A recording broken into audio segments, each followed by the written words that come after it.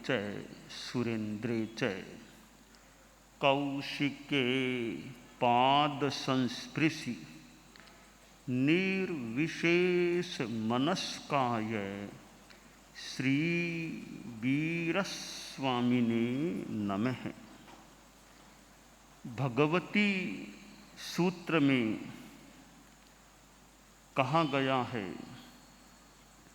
भिक्षुय अर्णयरम एकिच्चट्ठाणम परिसेविता शेणम तस्य ठाणस्य अणालोईय परिकंते कालम करेई नत्थि तस्य आराहणा शेणम तस्य ठाणस्य आलोईय परिकंते कालम करेई अत्थि तस्य आराहणा। भिक्षुय अन्नयरम एकिच्चट्ठाणम परिसेविता तत्सणम एवं भवई पच्छावीणम अहम चरिम काल समयंसि एयस्य ठाणस्य आलोयिष्यामि परिक्रमिष्यामि निंदिष्यामि गरिहिष्यामि विउट्टिष्यामि विशोहिष्यामि अकरणयाय अभ्युत्थिष्यामि आहार्यं पायच्छित्तं तवोकमं परिभुज्यिष्यामि शेणं तस्य ठाणस्य अनालोईय परिकंते कालं करेई नत्थि तस्य आराहणा शेणं तस्य ठाणस्य आलोईय परिकंते कालं करेई अत्थि तस्य आराहणा। भिक्षुय अन्नयरम एकिच्चट्ठाणम परिसेविता तत्सणम एवं भवई जयिताव समनो वासगावि कालमासे कालम किच्चा अन्नयरेषु देवलोएषु देवत्ताये उपवत्तारो भवन्ति किमंगपुण अहम अणपन्नीय देवत्तणमपि नो लभिष्यामि ति कट्टु शेणम तस्य ठाणस्य अणालोईय परिकंते कालम करेई तस्य नत्थि तस्य आराहणा शेणम तस्य ठाणस्य आलोईय परिकंते कालम करेई अत्थि तस्य आराहणा। एक प्रश्न या एक बात बताई गई है, प्रश्न तो नहीं बात बताई गई है, वो है आराधना विराधना के संदर्भ में। एक भिक्षु साधु है, साधुपना जो लिया हुआ है उसमें कोई दोष का सेवन हो गया, एक कृत्य स्थान नहीं करने का जो कार्य है वो हो गया, यानी मान लो दोष लग गया है। अब अगर वह साधु जो दोष सेवन हुआ है उसका आलोचना प्रतिक्रमण किए बिना काल धर्म को प्राप्त हो जाता है, आयुष्य पूरा हो जाता है, तो उसके आराधना नहीं होती, वो विराधना वाला हो जाता है। और जो साधु उस दोष के कार्य की, दोष के स्थान की आलोचना प्रतिक्रमण कर फिर काल धर्म को प्राप्त होता है तो उसके आराधना हो जाती है। यानी ठीक है, प्रायश्चित आलोचन प्रतिक्रमण हो गया है तो आराधना है, वो नहीं हुआ है तो वो आराधना नहीं हुई है। अगली बात बता रहे हैं कि एक साधु, उसने साधुपने में कोई दोष का सेवन कर लिया है, एक कृत्य स्थान का प्रतिसेवन कर लिया है। अब वह सोचता है कि मैं अभी तो आलोचना प्रायश्चित नहीं करूंगा, अभी तो नहीं करूंगा, मैं बाद में चरम काल के समय में, यानी आयुष्य पूरा होने के निकट लगेगा या आएगा, तब मैं इसकी आलोचना करूंगा, प्रतिक्रमण कर लूंगा, सब निंदा ग्रहा विवर्तन विशोधि कर लूंगा, पुनः न करने के लिए अभ्युत्थान करूंगा। अब उसने सोचा तो है कि मैं अभी तो नहीं लूंगा, बाद में जीवन का समापन का समय आएगा तब करूंगा, तब यह मन में भावना है। और हुआ ऐसा, वो साधु है। अब आयुष्य का तो क्या भरोसा, कब क्या स्थिति बन जाए। आलोचना प्रतिक्रमण किए बिना अगर वो चला जाता है, काल धर्म को प्राप्त हो जाता है, तो उसके आराधना नहीं होती है।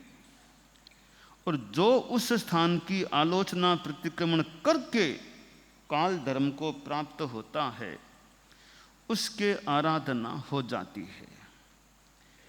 यहाँ ऐसा प्रतीत होता है कि साधु सोचता है कि दोष तो मेरे से हो गया, तो अभी मैं आलोचना लूँगा तो मेरी बात प्रकट हो जाएगी, मेरी भुंडी लगेगी। मान लो संत लोग और क्या सोचेंगे कि ऐसा काम किया है, तो अभी तो नहीं बताना चाहिए, अभी तो लंबा जीवन काल की आशा रखें, बाद में 80, 85, 90, कभी अभी तो युवा अवस्था में हूँ, फिर कभी बाद में आलोचना ले लूँगा, अभी तो नहीं लूँगा, मेरी भुंडी लगे, प्रतिष्ठा में कमी आ जाए।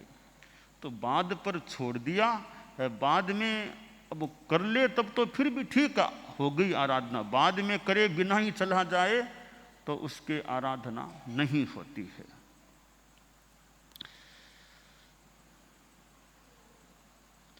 एक साधु दोष का सेवन हो गया, अकृत्य स्थान का। अब वह सोचता है कि क्या खास भाई, ये श्रावक लोग हैं, श्रमणोपासक हैं, वे तो साधु हैं ही नहीं, वो तो गृहस्थ हैं। वे भी तो आयुष्य पूरा करके देवलोक में पैदा होते हैं। ये गृहस्थ जो श्रमणोपासक हैं, वे भी देवलोक में पैदा होते हैं। मान लो मैंने गलती तो की है, तो कहीं तो मुझे भी स्थान मिलेगा देवगति में, कहीं तो मुझे स्थान मिल ही जाएगा, जंतर में तो स्थान मिल ही जाएगा ना, और कहीं नहीं तो कोई गति कुछ तो मिल ही जाएगी, क्या मुझे उतना भी नहीं मिलेगा। ऐसा सोचकर वो आलोचना प्रतिक्रमण बिना किए ही अगर आगे चला जाता है, आयुष्य पूरा हो जाता है, तो उसके आराधना नहीं होती। और अगर वह आलोचना प्रतिक्रमण करके काल धर्म को प्राप्त करे तो उसके आराधना हो जाती है।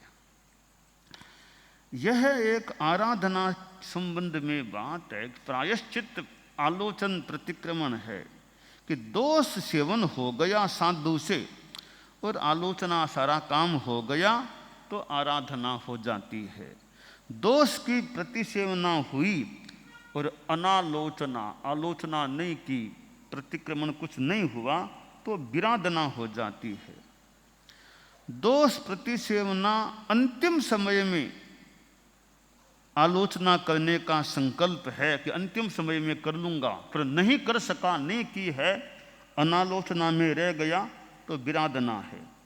दोष प्रतिसेवना का अंतिम समय में आलोचना करने का संकल्प है और कल भी ली आलोचना तो उसकी आराधना हो जाती है।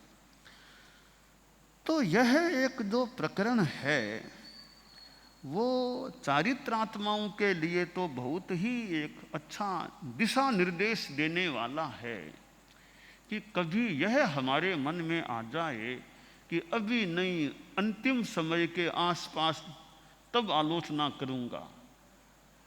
ठीक है, अंतिम समय में करूंगा, इतनी बात तो ठीक है, भावना है, संकल्प है। बाई चांस नहीं हो सका तो बाई चांस ऐसे ही स्थिति बन जाए शरीर की, तत्काल जल्दी आयुष्य पूरा हो जाए तो थोड़ा खतरा है, फिर आत्मा को बिना आलोचना ऊपर जाना हो गया। इसलिए यह बात है कि भाई कभी उसकी भावना तो थी ना कि कर लूँगा, अब चला गया तो चला गया, भावना थी, इतनी सी तो बढ़िया बात है। इतनी देरी से आलोचना की भावना क्यों, पहले क्यों नहीं की? पहले भी तो कर सकते थे, पहले भी कर तो सकते ही थे, पहले क्यों कि कहीं यही मन में आया हो सकता है भी अभी बताऊंगा तो मेरी भुंडी लगेगी, वो हो जाएगी, प्रतिष्ठा कम हो जाएगी, मेरी पोस्ट को कम कर दिया जाएगा, क्या पता, तो अभी नहीं, अंत में बोलूँगा। तो इसका मतलब तुम्हारे मन में ये कमजोरी थी कि कहीं मेरी अप्रतिष्ठा न हो जाए। तुम फिर भी मान लो आलोचना कर ली, तब तो मान लेंगे भी आखिर कर तो ली, आगे आराधना हो गई। अब कर भी नहीं सका तो फिर वो आराधक नहीं होगा। अब हम इस बात को एक उदाहरण से मैं समझाना चाहूँगा। स्थूल उदाहरण है, थोड़ी कल्पना का। एक सेठ है, उस सेठ के 4 बेटे हैं। एक बेटा जो पिताजी की माताजी की बहुत सेवा करने वाला है, अपना और काम छोड़ के भी वो माता पिता की सेवा कर रहा है। तो पिताजी ने एक दिन कहा कि तुम इतनी मेरी सेवा करते हो तो मैं अपनी संपत्ति में से तुमको ज़्यादा हिस्सा देना चाहता हूँ, परंतु मैं अभी तो नहीं दूंगा। जब अंतिम समय लगेगा उसके आसपास मेरी इच्छा है कि जितनी मेरी संपत्ति है उसमें 75% तो तुमको दूंगा, बाकी 3 बेटों को 25% में बांट दूंगा। 75% में तुमको दूंगा, पर दूंगा अभी नहीं, बाद में दूंगा। अंतिम यानी और बस आ जाए, बुढ़ापा काफी हो जाए, बाद में दूंगा। तो बेटा बोला ठीक है, जैसे आपका चिंतन हो, मेरी ओर से कोई मांग नहीं है, जैसे आपकी इच्छा हो वैसा कर लेना। अब होता क्या है, कुछ समय बाद माता पिता का देहावसान आकस्मिक रूप में हो गया। आकस्मिक रूप में हो गया, फिर तो चारों बेटे बोले अब तो बराबर की पांति करो, चारों भाई हैं, सबको बराबर हिस्सा मिलेगा। तो सब ने 25-25% चारों में बांट ली। अब जिस बेटे को पिताजी ने कहा था कि मैं तुमको 75% दूंगा, कहा था, लिखित में तो कुछ किया नहीं था, तो अन्य बेटे बोलते हैं भी कि कुछ भी कहा होगा, लिखित कहाँ पर है, प्रामाणिक बात कहाँ पर है, सबको बराबर पांति मिलेगी। अब उसको भी वो चौथा हिस्सा ही मिला। अब यहाँ चिंतन का विषय है, अगर पिताजी प्रयाण से पहले 5 दिन पहले भी सारी लेखा पढ़ी कर देते, हिस्सा बांट देते, इस हिस्से को इस बेटे को 75% दे रहा हूं, बाकी 25 में तुम तीनों, तब तो वो अंतिम श्वास आने से 3 दिन पहले 2 दिन पहले भी सारी लेखा पढ़ी हो जाती। तब तो उस बेटे को लगता भी कि जो पिताजी ने बरसों पहले मुझे कहा था कि तुमको इतना दूंगा, मुझे आखिर दे ही दिया। पर देख कर के जाते तो वो बेटा यही सोचता, जो कहा था वो कर दिया, तो मुझे इतनी संपत्ति दे दी। अब बिना दिए चले गए तो बेटा क्या सोचेगा, भी कहा तो था, मुझे दिया नहीं मुझे। ठीक है, जो भी हुआ, वो उसको आह्लाद शायद नहीं होगा, वो अनुभव नहीं होगा कि मुझे दे दिया, बिना दिए, कहा तो था पर दिया नहीं, बिना दिए चले गए। तो वो लड़का यही मानेगा भी ठीक है, कहा था पर मुझे आखिर दिया नहीं जो कहा था वो। तो दे देते, अंतिम समय से 2 दिन पहले भी लेखा पढ़ी कर देते तो दे दिया यह माना जाता, ऐसे ही चले गए तो नहीं दिया यह माना जाएगा। अब इसी प्रकार वो साधु सोचता है कि मैं अंतिम समय में आलोचना सब कर लूंगा, तो अगर वो कर लेता अंतिम समय के आसपास, तब तो मानते भी आखिर कर लिया, वो आराधना हो गई। तो कहा तो सोचा तो था पर कर नहीं सका, तो फिर उसकी आराधना नहीं मानी जाएगी, नहीं होगी। जैसे कि पिताजी बिना दिए लेखा पढ़ी किए चले गए हैं। तो बढ़िया बात तो यही लगती है कि अंत समय में कर लूंगा, इसको भी इतना लंबा मत करो, जल्दी अपना काम कर लो, जल्दी ही काम कर लो तो एक काम अच्छा संपन्न हो जाए, आराधना अच्छी हो जाए।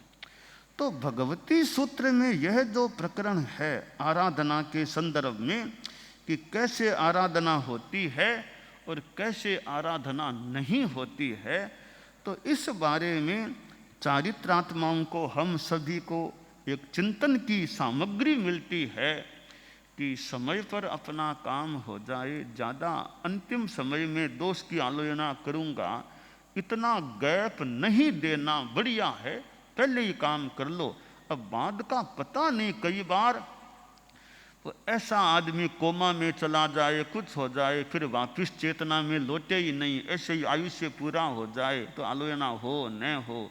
और कई बार ऐसी शरीर की स्थिति बनती है, अचानक वो कोई हार्ट की स्थिति ऐसी बनती है, कुछ मिनटों में, कुछ देर में कुछ भी हो जाए, तो बाद का तो क्या।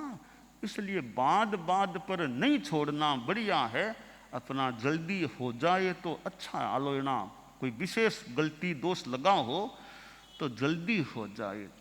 इसलिए यह प्रायश्चित और प्रतिक्रमण, ये दो बहुत अच्छी चीजें हैं दोषों की शुद्धि के लिए, कि प्रतिक्रमण हमारा अगर अच्छा होता रहे, सुबह शाम का प्रतिक्रमण अच्छा हो जाए चारित्रात्माओं के, और विशेष कोई जो भी दोष है तो उसकी जो आलोचना लेने की है, प्रायश्चित लेना है, वो टाइमली, इन टाइम, समय पर अपना ले लिया जाए तो संभवतः ज़्यादा हितकर बात है कि अपना काम हो गया, अब इतनी चिंता नहीं, कभी कुछ हो जाए कोई चिंता नहीं। बाद के लिए छोड़ा हुआ है, तो जैसे वो पिताजी बिना बेटे को दिए चले गए, उसी प्रकार फिर वो साधु चला गया, ऐसे ही बिना प्रायश्चित प्रतिक्रमण आलोचन किए तो वो फिर आराधना की बात नहीं हो पाती है या कमी रह जाती है। तो ये जो साधु सोचे कि गृहस्थ श्रावक हैं वो भी तो देवलोक में जाते ही हैं, तो मुझे कहीं तो स्थान मिल ही जाएगा, क्या खास बात है, आलोचना करें न करें, यह चिंतन भी बढ़िया नहीं है। अरे गृहस्थों की अलग बात है, तुम्हारी अलग बात है। गृहस्थों के तो पता नहीं कितने कितने असंख्य भव तक हो जाए, तुम तो जल्दी मोक्ष में जा सकते हो, 15 भवों में जो काम हो सकता है, तुम गृहस्थों के साथ अपनी तुलना क्यों करते हो। उनका अपना अलग साधना क्रम है, तुम्हारा अलग साधना क्रम है। वो नीचे बैठे हो, तुम ऊपर बैठे हो, कितना बड़ा अंतर है। वो तो नीचे बैठे हैं, तुम तो ऊपर बैठे हो, तो कितना अंतर है। तो गृहस्थों के साथ अपनी तुलना मत करो कि उनको भी तो मिलता ही है देवलोक, तो मुझे कुछ तो मिल ही जाएगा। अरे कुछ क्यों मिले, क्यों नहीं तुमको बहुत ज़्यादा बढ़िया स्थान मिले, क्यों नहीं कम जन्मों में तुम्हारी मुक्ति हो जाए।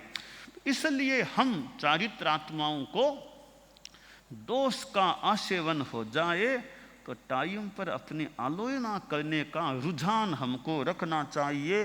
चाहे दोष जो भी है, चिकित्सा में दोष लगा हो, और कोई कृत अनित आदि आदि कोई बड़ी गलती भी हो गई हो, कोई कहीं चोरी भी छोटी मोटी कहीं कर ली हो, कहीं झूठ बोलने का काम पड़ गया हो, और कोई गलतियां हो गई हो, तो भी अपना सरल भाव से बात को रख दें, आलोचना मांग लें, प्रायश्चित मांग लें, और प्रायश्चित को निर्वहन कर लें। जो भी तप जप स्वाध्याय आए उसका निर्वहन कर लें।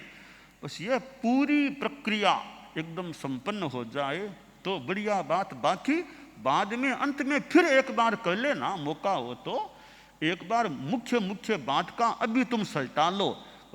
15 साल 20 साल 25 साल 30 साल 40 और अभी आएंगे तो कोई बात नहीं, बाद में फिर कभी और कर लेना भी, इतने और कोई दोष हो तो अब और दे दो। पर एक बार खास गलतियां का तो जल्दी ले लो, वो काम निपटा लो।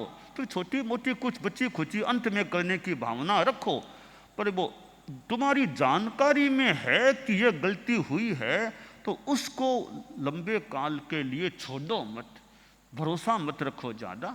तो हम चारित्रात्माओं के लिए भगवती के ये 3 सूत्र एक दिशा निर्देश देने वाले सूत्र हैं, और इसका हमें चिंतन करके अपने दोषों को टाइमली उनकी आलोचना प्रतिक्रमण प्रायश्चित का काम संपन्न करना चाहिए।